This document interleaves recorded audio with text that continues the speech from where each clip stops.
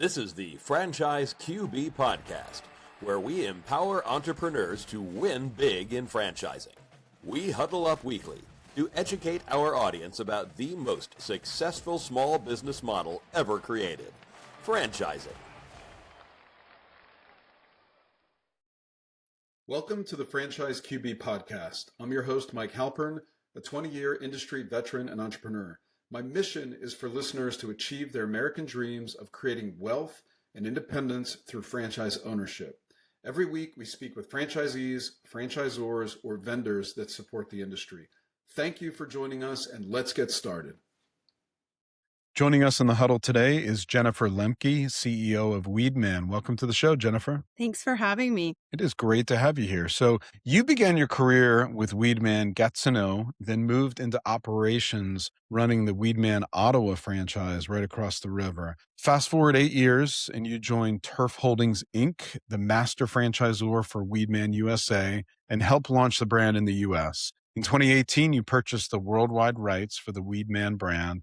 You're currently responsible for supporting franchise owners across North America with training, marketing, PR, sales, accounting, and have grown the business to $187 million in system-wide sales. Congratulations. That's quite a milestone. So Jennifer, home services franchising is seeing crazy momentum right now. What's driving this surge in growth in your opinion? Yeah, I think the demographics are absolutely, as people are getting older, they're reaching out to home services where people were more do-it-yourselfers back in the day. And now people are realizing they're putting a lot more value, I think, on time. And that's certainly true for the millennials that are coming into home ownership. They value time. A lot of times it's, people that are dual working people where mom and dad are working and they just don't have time to do certain things. Our industry is probably more about proactive, meaning you're taking care of your biggest asset and getting the lawn pretty. But there's a lot of home services that are reactive, where if I've got an issue, I'm going to call somebody, an expert, to come in and just take care of it. I don't want to have to worry about it. So I think that's helped a lot in the surge in home services. Yeah, it's a really interesting comment regarding the reactive and proactive, because you have a recurring revenue model that we'll get into here in a little bit.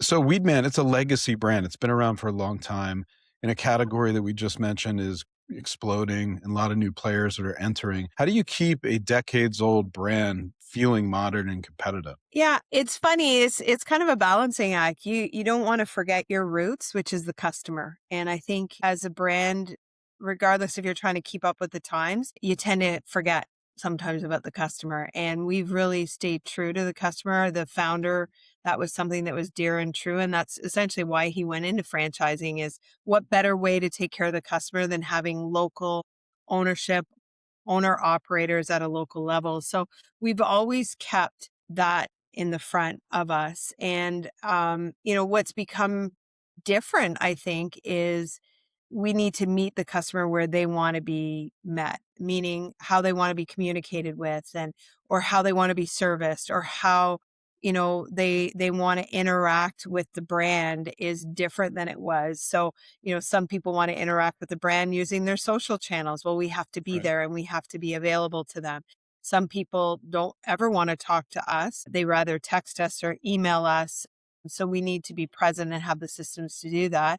But then the tried and true, where people want to pick up the phone and call you or even meet you face to face. So we're able to do all of those different channels. And I'm sure there's more that we haven't even thought of that will be coming down the pipe. But that's really important, to meet the customer where they want to be met. And, another thing for us, our brand is our technicians. The front of the lines is the technician, who is the customer, that's who they identify with. It's not really the owner.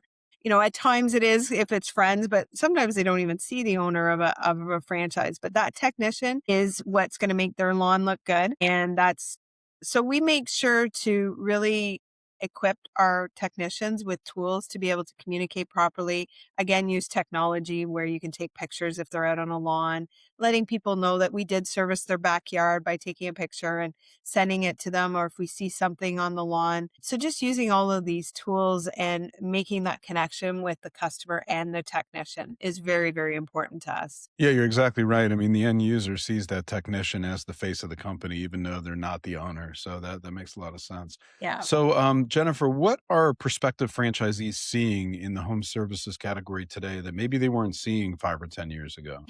I would say specifically for our industry, there's a level of sophistication that I'm seeing that we didn't see before. We're getting people entering our space, especially with private equity now, but even in the last 10 years, is the sophistication of people. Like they're not I guess I'll borrow from the E-Myth Revisited, by Michael Gerber. Hmm. They're looking to work on a company, not in the company. So you're getting more and more people with education background, not just somebody with a truck and throw it in the back of their spreader in the back of their truck. You're seeing people that are being very methodical. You're seeing more business planning coming into effect. You're seeing sophistication in marketing that people are doing. And that's growing exponentially over the last few years. The level of private equity in our industry has been enormous. So I would say what I'm seeing is this level of sophistication in the industry, and a lot more diversity too in you're seeing a lot more women. We've been really a family business.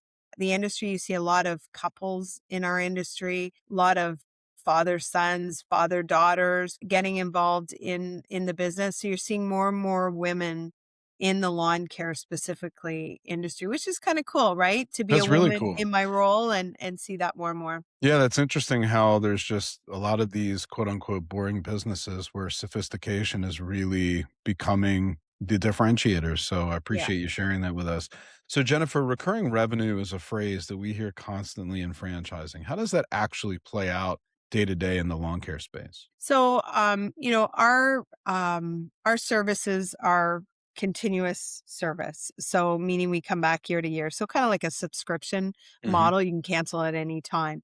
And our renewal rate is extremely high for our industry. So we have right now, our average is 77% of our customers that were with us last year renew their services with us, and That's a meaning really they high don't. retention rate. It is very, very high. So we're very blessed. And I think it's because we put the customer first and really work very, very hard on developing those relationships. So for us, if you can imagine January 1st, we don't kind of wonder, how are we going to get that first customer? Who's going to open that door first? We've already got 77% of our customers already. And in some instances, we have franchisees that are over 80%, 90% retention rate. Wow. So they are, you're working on not replacing 50% of your customers or 100% of your customers. We're right away starting ahead of where we were last year. So we don't need to grow as much to really see a large growth. So it's an amazing business model. I kind of say we're the little secret hidden gem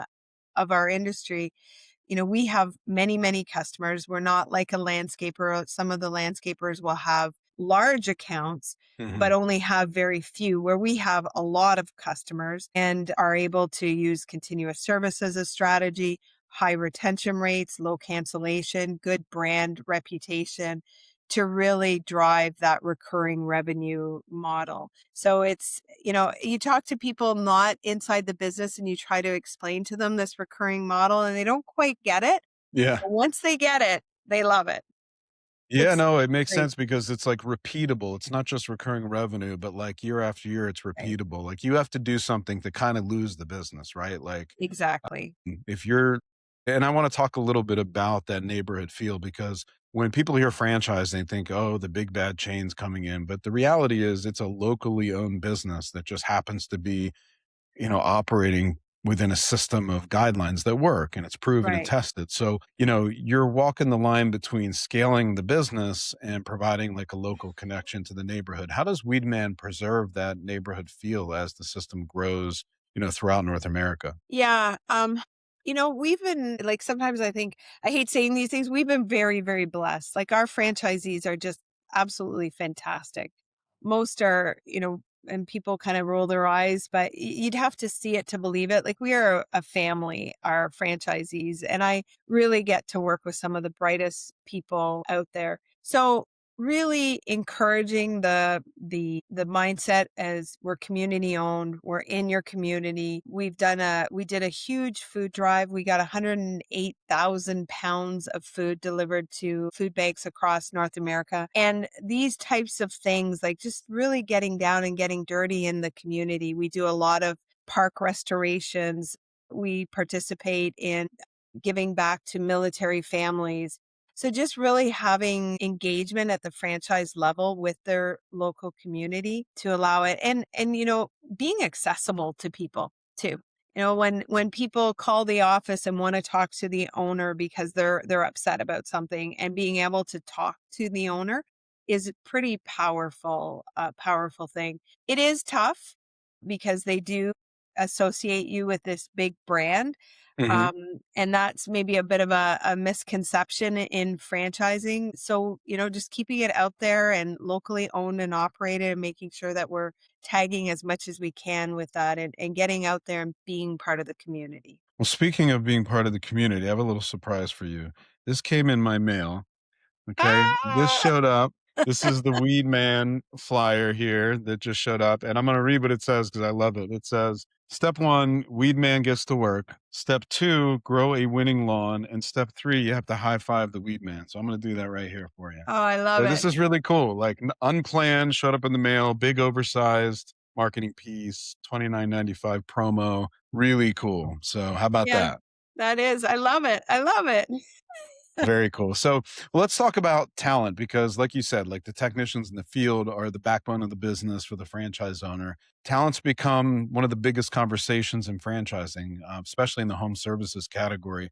How do you guys handle the challenges with recruitment and retention? Yeah, that's a really good question. And I was thinking about it, there's a couple things. I would say one and foremost is treating people the way you want to be treated. So never departing from that, because your best source of new talent is the talent you've got. And, seeing happy technicians, seeing happy people answering the phone, getting that vibe out there, having a good brand is all part of it. But one piece that people forget, and you know what? We have to remind our franchisees, when you take your foot off the gas and you stop growing, or you want to coast a little bit, that is a warning sign for people. You've got A players. A players want to be part of something growing. They want to be part of something bigger than themselves. So encouraging franchisees to continuing the growing process to create opportunities. Our vision is to be $1 billion company. And we're working really hard towards getting there. And when I stand in front of the stage and say, we're going to be $1 billion company, relating to people in the audience of what that means to them, and what it means to them is opportunity.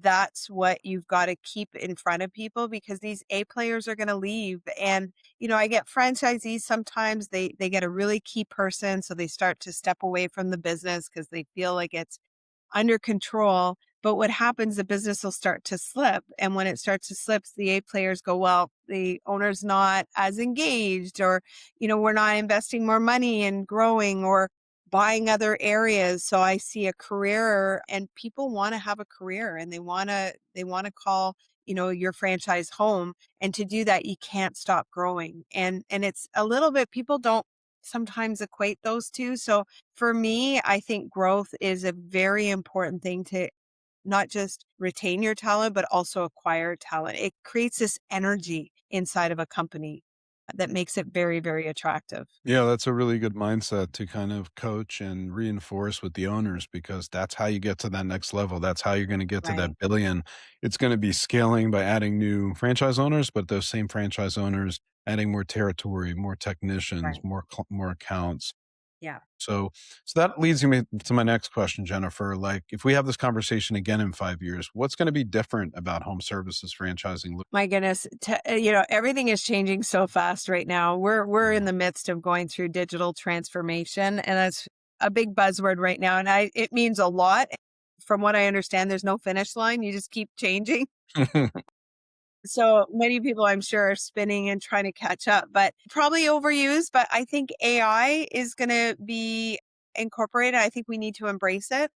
I Yep. don't think we should be afraid of it. So I think AI will work its way into what we do, and it's going to help people do better things like, correspondence with customers and looking at processes and systems and refining them.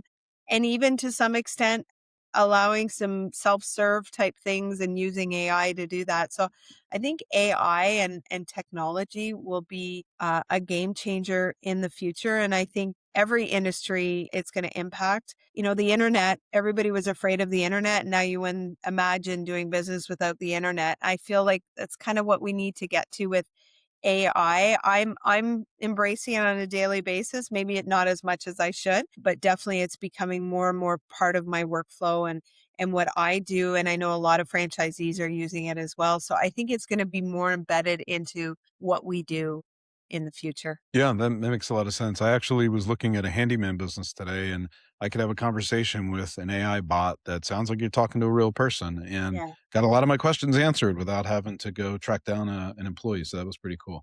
right. So, Jennifer, the Weedman brand, like item 7, if someone's interested, they want to get into your franchise system, what is the range of startup cost we can expect on a new location? So it ranges from about 80,000 to about 110. And the reason for the range is if you buy a single unit territory, it's $30,000 for a single unit territory, and then you would bake in the startup cost. Okay. For a double territory, which a lot of our franchisees start with a double territory. And when I say territory, it's defined by population. So single is 150,000 in population, where a double is 300 in population. And a lot of people start with that, and it's $50,000. A lot of people start there, and that'll be the higher range of the scale. So, which that you can find in our franchise disclosure document. If anyone's interested, we'd love to talk to anybody about it. But that's been, tried and true for us Yeah, and as a it's actually startup. a pretty narrow range. I mean, I've seen a Yeah, lot of, businesses and franchise systems that have, a construction project and the range is like 400,000. And right.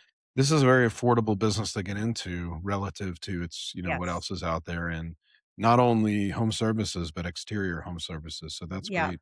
And Yeah. do you guys provide any item 19 earnings guidance as to either how corporate stores or territories perform or franchise owners perform? Yeah, we had one for about 10 years, and last year we dropped it because of a big structure change. We changed two things. One was the way we charge royalties.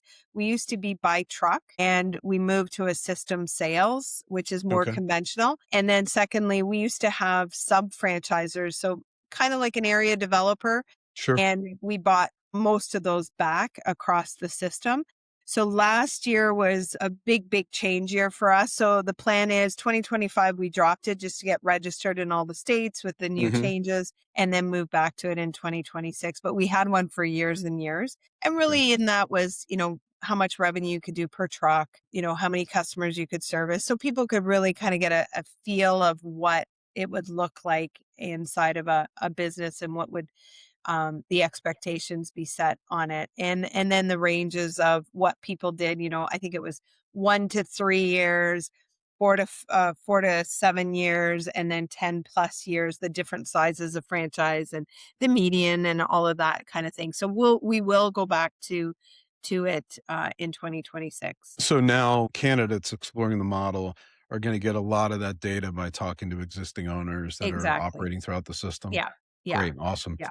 Jennifer, this has been great. I appreciate you coming on to talk to us about Weedman. Anything else you want to add to the mix before we wrap up today? No, it's been great. Thank you so much for having me. It's always nice to get a chance to just kind of sit back and talk about your brand and not be in it every day. So I appreciate you asking me to be on the podcast. Absolutely. It was great having you here. And if anyone listening would like to connect with Jennifer and her team to learn more about becoming a franchise owner with Weedman, contact me at franchiseqb.com and I'll get you connected. Thank you so much, Jennifer, for taking the time to get in the huddle with us today. Thanks, Mike. You got it. Thank you for listening to the Franchise QB podcast, where you're at the helm of your future as a franchise owner. If you enjoyed the content, please rate the show and recommend it to anyone that might be interested in franchising.